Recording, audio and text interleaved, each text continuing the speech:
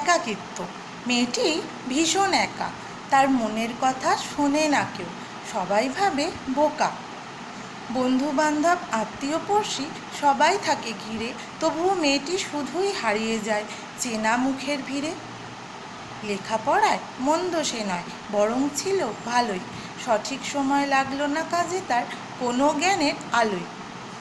দেখতো শুধুই স্বপ্ন সে, তার চক্ষু দুটি খুলে পারত না সে বলতে কথা সবার তরে, গলাখানি তার তুলে।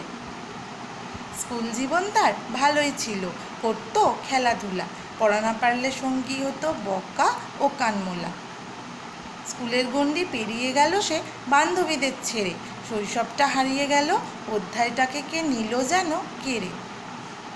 মেয়েটি এবার কৈশোরেতে করলো প্রবেশ কলেজের হাত ধরে, ফেলে আসা স্মৃতিগুলি তার বড্ড মনে পড়ে। কলেজ জীবন